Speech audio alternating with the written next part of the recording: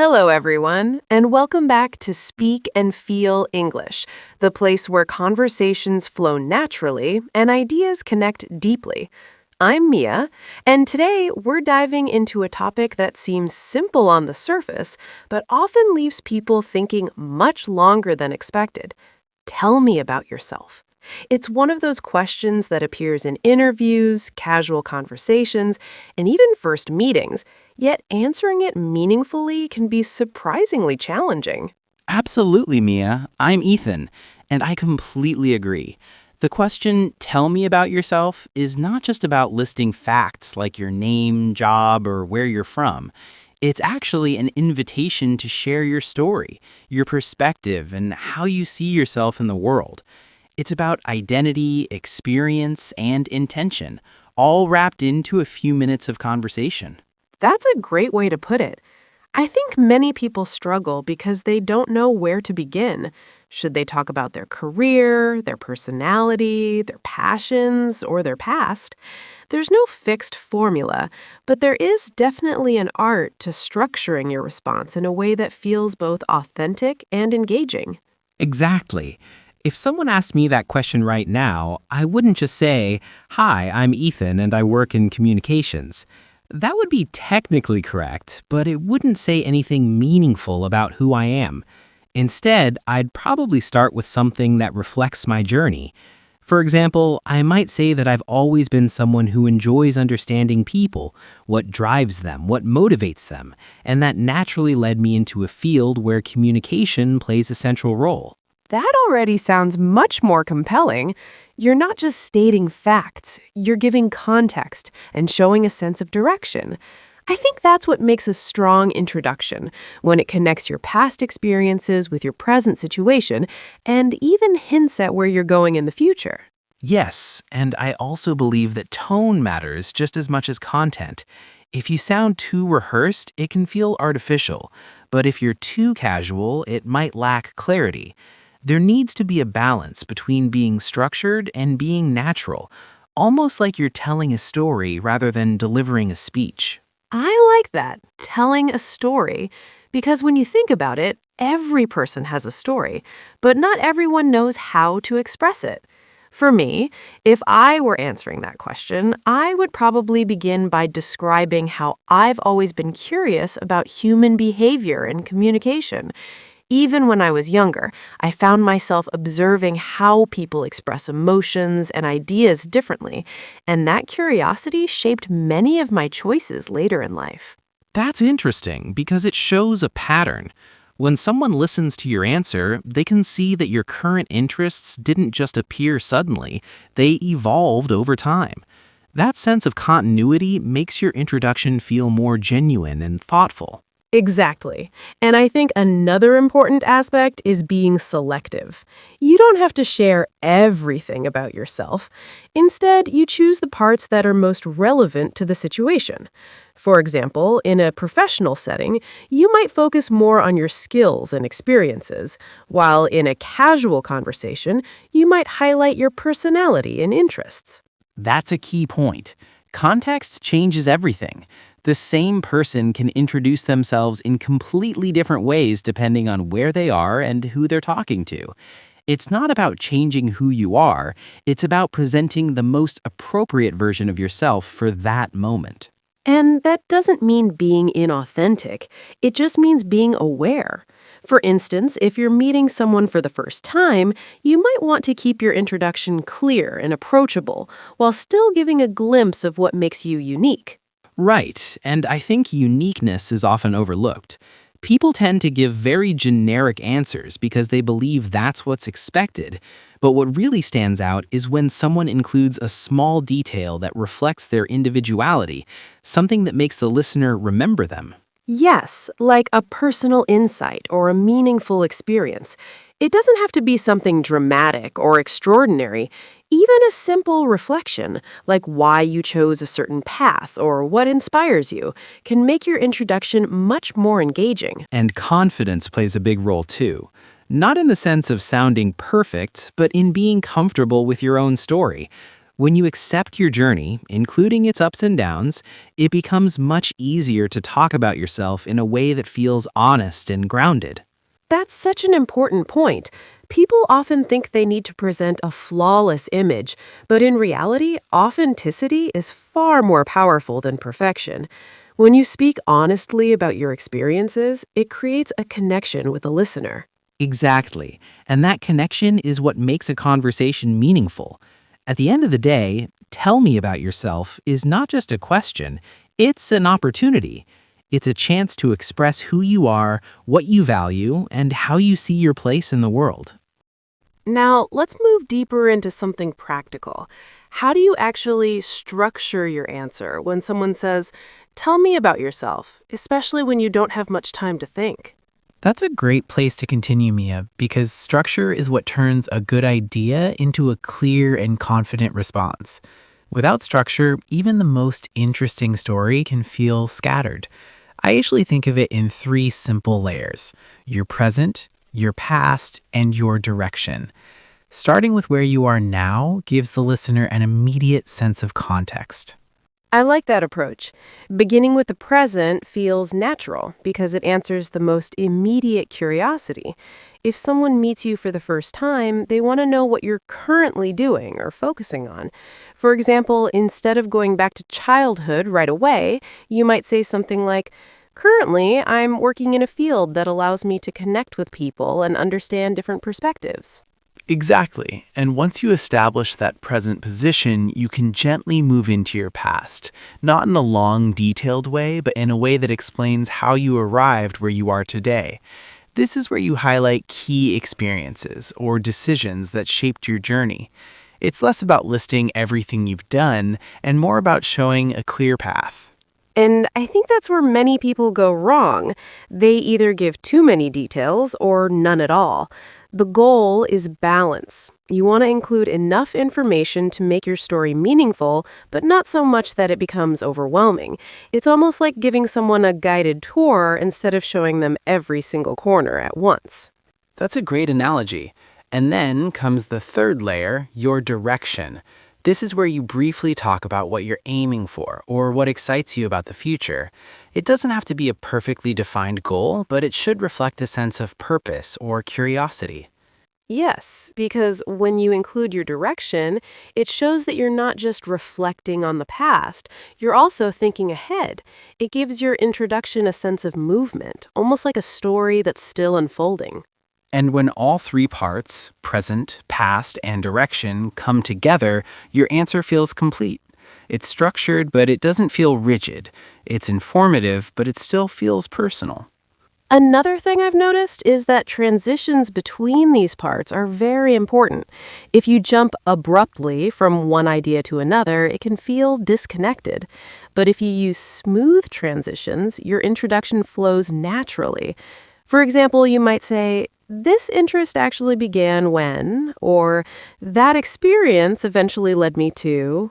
Yes, transitions are like bridges. They help your listener follow your thoughts without confusion. And when your answer flows well, it creates a sense of confidence, even if you're a little nervous inside. That's true. And speaking of confidence, I think preparation plays a big role here. Not in the sense of memorizing a script, but in having a clear understanding of your own story. When you've thought about it beforehand, it becomes much easier to express it naturally. Absolutely. Preparation gives you clarity, and clarity leads to confidence. You don't need to memorize exact sentences, but you should know the key points you want to cover. That way, no matter how the conversation unfolds, you can adapt your response without losing your direction. And adaptability is important because not every situation is the same. Sometimes the question is asked in a formal setting, and other times it's part of a casual conversation. Your structure can stay the same, but your tone and level of detail can change. That's a key distinction. In a professional setting, you might focus more on your experiences and achievements, while in a relaxed setting, you might include more personal insights or interests. But in both cases, the core idea remains the same. You're sharing a version of your story that feels relevant and genuine. I also think it's helpful to keep your answer concise, even when you have a lot to say. It's better to leave the listener curious and interested than to give an overly long explanation. A strong introduction often invites follow-up questions, which keeps the conversation going. That's a great point. A good introduction doesn't try to answer everything at once. Instead, it opens the door for further discussion. It's like giving someone a preview rather than the entire story. And that preview should reflect your personality. Some people are naturally more expressive, while others are more reserved. There's no right or wrong style as long as it feels authentic to you. Exactly. Authenticity is what makes your introduction memorable. People may forget the exact words you used, but they'll remember how your story made them feel. If it felt honest and engaging, it leaves a lasting impression. And that brings us back to the core idea. We're not just answering a question, we're creating a connection. Even a simple introduction can set the tone for an entire conversation. Well said, Mia. And I think this practical structure, present, past, and direction, gives everyone a solid foundation to build on. It's simple, but it's incredibly effective when used thoughtfully.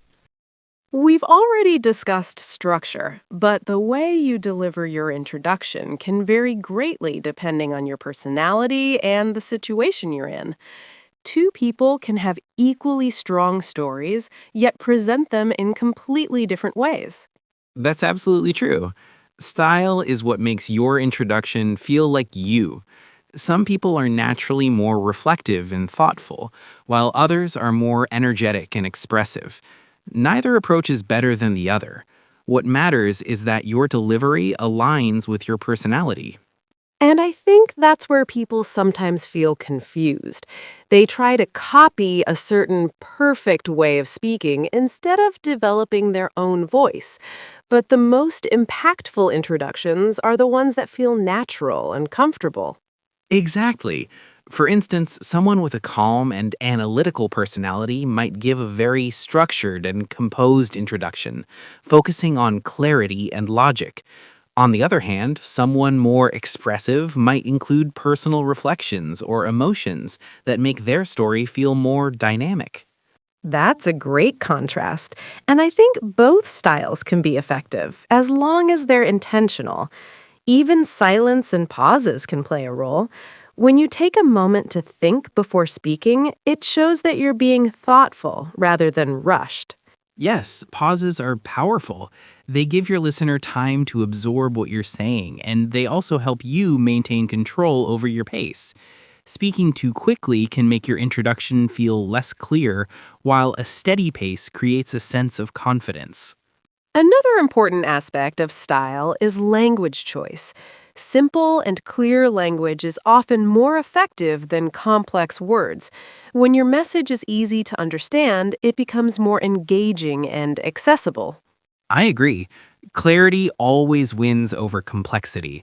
You don't need to impress people with difficult vocabulary. What truly stands out is how clearly you can express your thoughts. And let's not forget about tone. Your tone should match the situation. In a formal setting, your tone might be more composed and professional, while in a casual conversation, it can be more relaxed and conversational. That's an important distinction. Adjusting your tone doesn't mean changing who you are. It simply means being aware of your environment. It shows emotional intelligence and adaptability. I also think storytelling plays a big role in style. Even a short introduction can include a small narrative element. For example, instead of just stating what you do, you might briefly explain why you chose that path or what inspired you. That's a great point. A small story can make your introduction more memorable. It gives your listener something to connect with, something that goes beyond basic information. And connection is really the goal here.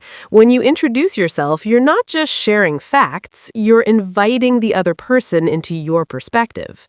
Exactly. And when your style feels authentic, that invitation becomes much more genuine. People can sense when someone is being real versus when they're trying too hard to impress. Now that we've discussed structure and style, let's talk about something equally important: Common mistakes. Even with the best intentions, people often make small errors that can weaken their introduction. That's a great direction, Mia, because sometimes knowing what not to do is just as helpful as knowing what to do. One of the most common mistakes is being too vague. When someone gives a very general answer, it doesn't leave any impression.